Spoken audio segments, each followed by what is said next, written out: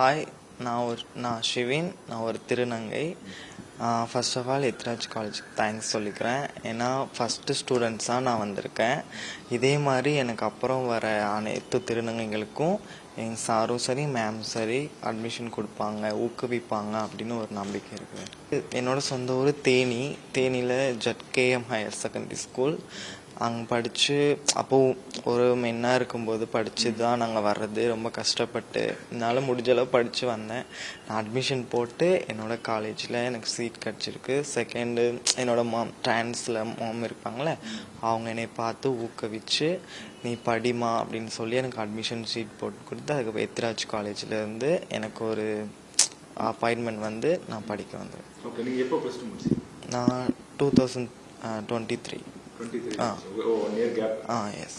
Okay, ஆனாலும் நீங்கள் வந்து இப்போ கல்வியை தொடரணும் அப்படிங்கிறதுனால வந்திருக்கீங்க, ரொம்ப இன்ட்ரெஸ்டாக இருக்கீங்க. எஸ். ஓகே, ஸோ இப்போ நீங்கள் இந்த ப்ளஸ் டூ முடிச்சுட்டு ஒரு 1 இயர் பெரிய கேப் இருந்திருக்கும்ல, பெரிய ஒரு கேப் ஒன்று இருந்திருக்கும்ல, அந்த கேப்ல வந்து உங்களால் ப்ளஸ் டூ முடிச்சுட்டோம், நம்மளால காலேஜ் போக முடியல, எல்லாரும் காலேஜ் போகிறாங்க, உங்களுக்கும் போகணும்னு ஒரு ஆசை, அதை பற்றி சொல்லுங்கள். எனக்கும் +2 முடிச்சுட்டு மேலும் படித்து நம்மளும் போகணும், நெக்ஸ்ட் வர ட்ரான்ஸ்க்கும் நம்மளும் ஒரு உன்னதமாக இருக்கணும்னு ஆசைப்பட்டு தான் நான் அப்ளிகேஷன் போட்டு இது படித்து எப்படியாவது அடுத்த வர ட்ரான்ஸ்க்கும் நம்ம இதாக இருக்கணும் அப்படின்னு ஒரு இது என்னோட ஆசையே அதுதான். அதே ஆசையில் எனக்கு வந்து காலேஜ்லேருந்து சீட் கொடுத்தேன். ஓகே ஓகே, ஸோ இப்போ வந்து பிகாம் எடுத்திருக்கீங்க, என்ன எய்மில் வந்து நீங்கள் பிகாம் எடுத்திருக்கீங்க? உங்களுடைய எதிர்கால நோக்கம் என்ன, திட்டம் என்ன? என்னோட எதிர்காலம் என்னென்னா பிகாம் படித்து ஐடியோ இல்லை அதுக்கு மேலே லெவல் இருக்கிற எது வேணால் ஒரு நிர்வாகத்தில் இருந்து இருக்கலாம்னு ஒரு ஆசை. இப்போ டிரான்ஸ்ஜெண்டர் கம்யூனிட்டி அப்படிங்கிறது வந்து ஓவராலாகவே தமிழ்நாட்டில் வந்து ரொம்பவே பின்தங்கி இருக்கிறாங்க. நிறைய பேர் கல்வி கிடைக்கல, படித்து முடிச்சாலும் நிறைய வேலை கிடைக்கல. அவங்களுக்குலாம் கவர்மெண்ட் சார்பில் என்ன கிடைக்கணும்னு நினைக்கிறீங்க? நீங்கள் படித்து முடிச்சுட்டு இந்த சமுதாயத்தை மேலே கொண்டு வர என்ன திட்டம் கையில் வச்சுருக்கீங்க, என்ன யோசிக்கிறீங்க?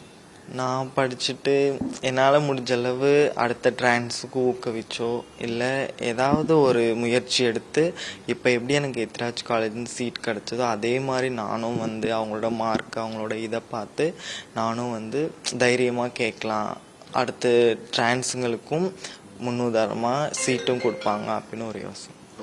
சரி, இப்போ நீங்கள் வந்து படிக்க முடியாதுன்னு நினச்சிட்டு இருந்திருப்பீங்க ஒரு வருஷமா. இப்போ திடீர்னு ஒரு காலேஜில் சீட்டு கிடைச்சிருக்கு, அதுவும் சென்னையில் அப்படின்னு சொல்றது தமிழ்நாட்டிலேயே ஒரு நம்பர் 1 கல்லூரி இந்த கல்லூரி. இந்த காலேஜில் வந்து சீட்டு கிடைக்காதா அப்படிங்கறது வந்து தினசரி வெளியில அவ்வளவு பேர் நம்ம பார்க்கலாம்.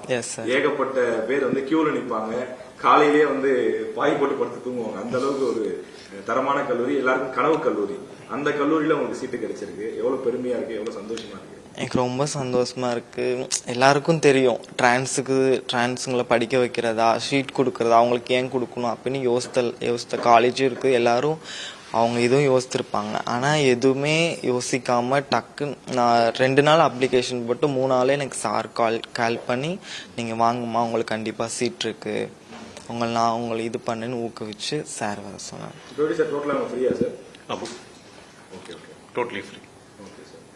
கடைசியா ஒரு கேள்வி, எல்லாருமே மனிதர்கள் எல்லாருமே சமம் தான், யாருமே இங்க ஏற்றத்தாழ்வு எதுவுமே கிடையாது.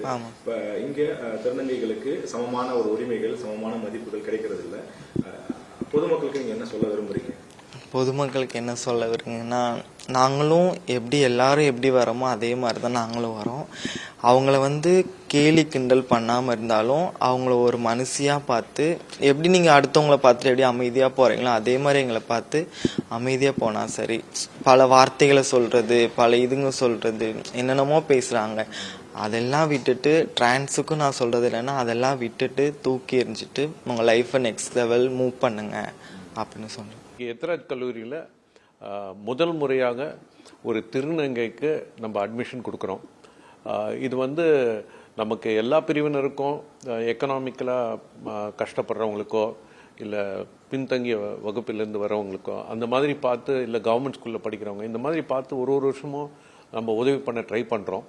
அந்த வகையில் இந்த வருஷம் வந்து இந்த மாதிரி கேள்விப்பட்டப்போ இந்த ஒரு திருநங்கை வந்து மதிப்பெண்களை பார்க்கவில்லை, வெறும் அவங்களோட பிரிவை பார்த்து அவங்களுக்கு ஒரு என்கரேஜ்மெண்ட் பண்ணி அவங்கள வந்து ஒரு நல்ல ஒரு நிலைக்கு அந்த சமுதாயத்தில் இருக்கவங்கள மேலே வரணுங்கிற ஒரு எண்ணத்தில் தான் இதை பண்ணுறோம். இது வந்து அவங்களுக்கு வந்து ஒரு உந்துதலாக இருந்து அவங்க வந்து இந்த 3 வருஷம் டிகிரி முடித்து அதான் சொல்லிட்டு இருக்கேன், அவங்க வந்து நல்லபடியான ஒரு வேலையிலையோ இல்லை ஒரு யூபிஎஸ்சி எக்ஸாம் எழுதியோ அவங்க என்ன பண்ணணும்னு நினைக்கிறாங்களோ அதுக்கு நம்ம ஒரு அடித்தளம் போட்டு நம்ம எத்திராஜ் கல்லூரியில் அவங்க மேலே வரணும். அவங்க சமுதாயத்தில் அந்த பிரிவினருக்கு எல்லாருக்கும் அவங்க ஒரு முன்னுதாரணமாக இருக்கணுன்றது தான் எங்களோட எண்ணம். அந்த வகையில் எங்களுக்கு இன்றைக்கி ஒரு ஆத்ம திருப்தி. இந்த மாதிரி ஒருத்தருக்கு வந்து நம்ம ஹெல்ப் பண்ணுறோங்கிறது ஒரு நல்ல ஒரு இதுவாக நினைக்கிறோம் இன்றைக்கி. இப்போ நீங்கள் வந்து ஒரு கல்லூரியினுடைய ஒரு முக்கிய பொறுப்பை தாண்டி ஒரு கல்வியாளராக பல விளிம்பு நிலையில் இருக்கக்கூடிய மாணவர்களை கண்டறிந்து படிக்க வைக்கிறீங்க. இப்ப திருநங்கைகள் அந்த சமுதாயத்துக்கு கல்விங்கிறது எந்த அளவுக்கு முக்கியம், அவங்க இந்த சமுதாயத்தை எந்த அளவுக்கு பாதிக்கப்படுறாங்க? என்னை பொறுத்தவரை திருநங்கைகளை நான் பிரித்து பார்க்கணுன்ற எண்ணமே இல்லை. அவங்களும் ஒரு அந்த மனுஷ சமுதாயத்தை ஒட்டியவங்க தான். நம்ம அதை புரிஞ்சுக்கணும். அது இப்போ பல வகையில் புரிஞ்சிட்டு இருக்கோம். ஆனாலும் முந்தி வந்து ஒருத்தருக்குமே ஒரு வாய்ப்பே இல்லாமல் இருக்கும். இப்போ வந்து பல பேருக்கு வந்து நேற்றுக்கு ஒரு கல்லூரியில் வந்து ஒருத்தர் ப்ரொஃபஸராக இருக்காங்க. இதெல்லாம் வந்து ஒரு சின்ன சின்ன விஷயங்கள் தான்.